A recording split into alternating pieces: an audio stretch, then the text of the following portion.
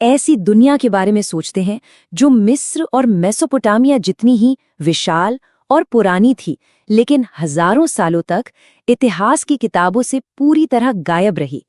एक ऐसी सभ्यता जो अपने शिखर पर थी और फिर मानो हवा में ही कहीं खो गई। तो चलिए आज हम सिंधु घाटी सभ्यता के इसी खोए हुए संसार के कुछ रहस्यों से पर्दा उठाते हैं। और देखिए, ये कोई छोटा मोटा गांव या कस्बा नहीं था। हम बात कर रहे हैं एक ऐसे साम्राज्य की जो 10 लाख वर्ग किलोमीटर से भी ज्यादा बड़े इलाके में फैला था। मतलब प्राचीन मिस्र और मेसोपोटामिया दोनों को मिला दें तो भी उससे बड़ा। और फिर ये पूरी की पूरी दुनिया, ये लोग, ये शहर रहस्यमयी तरीके से ओझल हो गए। और यही बात इसे आर्कियोलॉजी की सबसे बड़ी अनसुलझी पहेलियों में से एक बनाती है। तो चलिए इस कहानी को सुलझाना शुरू करते हैं। और हैरानी की बात यह है कि इसकी शुरुआत हजारों साल पहले से नहीं, बल्कि हमारे अपने दौर से होती है, 19वीं और 20वीं सदी में, जब इस खोई हुई दुनिया को लगभग इत्तेफाक से ही दोबारा खोजा गया। जरा सोचिए, 1856 में रेलवे लाइन बिछाने वाले मजदूरों को अंदाजा भी नहीं था कि वो जिन पुरानी ईंटों को पटरी के नीचे डाल रहे हैं वो किसी मामूली इमारत की नहीं, बल्कि एक पूरी की पूरी खोई हुई सभ्यता की है। लेकिन असली भूचाल तो 1920 के दशक में आया, जब दयाराम साहनी और आर.डी. बनर्जी जैसे आर्कियोलॉजिस्ट्स ने हड़प्पा और मोहनजोदाड़ो जैसे शहरों को जमीन से बाहर निकाला। इस खोज ने दुनिया को अपना प्राचीन इतिहास फिर से लिखने पर मजबूर कर दिया। लेकिन सवाल ये है कि इतने बड़े, इतने सोफिस्टिकेटेड शहर, क्या ये रातों रात बन गए? बिल्कुल नहीं, इनकी जड़ें बहुत गहरी थीं। तो चलिए समय में थोड़ा और पीछे चलते हैं और देखते हैं कि कैसे छोटी छोटी बस्तियां एक महान शहरी सभ्यता में तब्दील हो गईं। देखिए, इस सभ्यता को समझने के लिए इसे किसी एक घटना की तरह नहीं, बल्कि एक फिल्म की तरह देखना होगा, जिसके 3 हिस्से हैं। पहला, शुरुआती दौर, जब सब कुछ बस बन रहा था। दूसरा, इसका सुनहरा दौर, यानी इसका पीक। और तीसरा, इसके बदलाव का दौर। मतलब ये कोई अचानक शुरू और फिर खत्म वाली कहानी नहीं थी, बल्कि एक बहुत ही धीमी और लंबी प्रक्रिया थी। तो जो बड़े बड़े शहर हम देखते हैं ना, उनकी नींव बहुत पहले रखी जा चुकी थी। सैकड़ों सालों तक अलग अलग इलाकों में छोटे छोटे समुदाय एक दूसरे से व्यापार कर रहे थे। वो सिर्फ मिट्टी के बर्तन और औजार ही नहीं, बल्कि आइडियाज भी एक दूसरे के साथ बांट रहे थे। और इसी लेन देन ने उस बुनियाद को तैयार किया जिस पर आगे चलकर इतने शानदार शहर बने।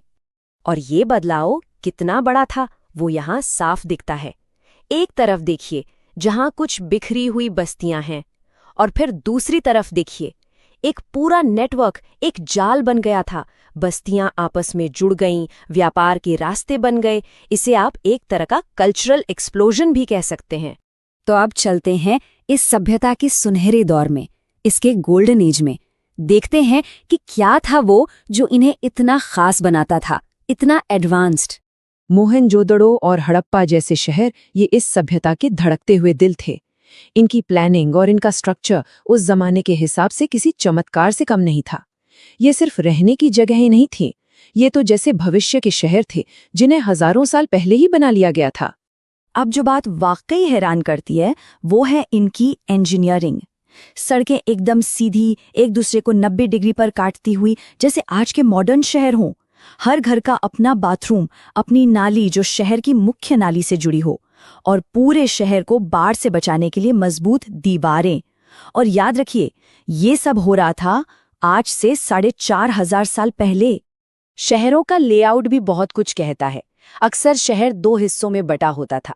ऊपर एक किला जैसा हिस्सा जिसे सिटाडेल कहते हैं, शायद यहाँ शहर के बड़े लोग, शासक या पुजारी रहते होंगे। और नीचे था आम लोगों का शहर, जहाँ कारीगर और व्यापारी रहते थे। मतलब हर चीज की अपनी जगह थी। एक बहुत ही ऑर्गेनाइज्ड सोसाइटी का ये जीता जागता सबूत है। और ये जो एकरूपता थी ना, वो सिर्फ शहरों की बनावट में नहीं थी। जरा सोचिए, एक वजन का बाट जो गुजरात में चलता था, वही सैकड़ों किलोमीटर दूर हड़प्पा में भी इस्तेमाल होता था। बिल्कुल एक जैसा, पूरे साम्राज्य में एक ही तरह के वजन और माप। इसका मतलब साफ है, ये एक बहुत ही मजबूत सेंट्रलाइज्ड इकोनॉमिक सिस्टम था। लेकिन अब आता है वो बड़ा सवाल, वो रहस्य कि इतनी जबरदस्त, इतनी ऑर्गेनाइज सभ्यता आखिर खत्म कैसे हो गई। ये वो सवाल है जिसने दशकों से नहीं बल्कि सदियों से हिस्टोरियंस और आर्कियोलॉजिस्ट्स के दिमाग को उलझा रखा है। तो चलिए देखते हैं कि आज की रिसर्च हमें इसके बारे में क्या बताती है।